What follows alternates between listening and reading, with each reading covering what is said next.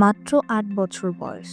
এই বয়সে যেখানে সে খেলাধুলা, পড়াশোনা আর মায়ের আঁচলে মুখ লুকিয়ে থাকার কথা, সেখানে নির্মমতার শিকার হলো ছোট্ট আসিয়া। মাগুরার নিজের বোনের সংসারেই নিপীড়নের শিকার হয় এই নিষ্পাপ শিশু। মাগুরা পৌর এলাকায় বোনের শ্বশুরবাড়িতে বেড়াতে গিয়ে গত বুধবার ৫ মার্চ দিনগত রাতে শিশুটি ধর্ষণের শিকার হয় বলে পরিবার জানায়। ৬ মার্চ বৃহস্পতিবার সকাল 11:30টায় অচেতন অবস্থায় তাকে হাসপাতালে নিয়ে যায় আসিয়ার বোনের শাশুড়ি। শিশুটিকে প্রথমে মাগুরা সদর হাসপাতালে নেওয়া হয়েছিল। সেখানে তার শারীরিক অবস্থার অবনতি হওয়ায় তাকে ফরিদপুর মেডিকেল কলেজ হাসপাতালে পাঠানো হয়।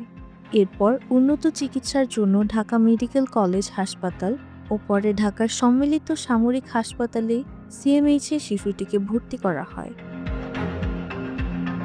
টানা ৬ দিন মৃত্যুর সঙ্গে লড়াই করেছে আসিয়া। তাকে বাঁচাতে গঠন করা হয়েছিল ৮ সদস্যের মেডিকেল বোর্ড।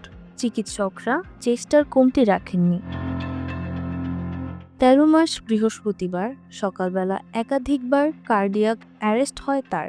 এর চেষ্টা হিসেবে সিপিআর দেওয়া হলেও দুপুর ১২টার পর আর কোনো সাড়া মেলেনি। বেলা ১টায় আনুষ্ঠানিকভাবে তাকে মৃত ঘোষণা করা হয়। আসিয়ার মৃত্যুতে শোকের ছায়া নেমে এসেছে গোটা দেশে। সামাজিক যোগাযোগ মাধ্যম থেকে শুরু করে রাজপথ সর্বত্র নিন্দা, প্রতিবাদ ও বিচারের দাবি। এ ঘটনায় আসিয়ার মা বাদী হয়ে নারী ও শিশু নির্যাতন দমন আইনে মাগুরার সদর থানায় মামলা করেন। মামলায় আসিয়ার বোনের স্বামী, শ্বশুর, শাশুড়ি ও ভাসুরকে আসামি করা হয়। ৪ আসামিকেই গ্রেফতার করেছে পুলিশ। এমন বর্বরতা আর কতদিন? আর কত ছোট আসিয়া হায়নার থাবায় হারিয়ে যাবে? বিচারহীনতার এই সংস্কৃতি বদলানো কি সম্ভব নয়?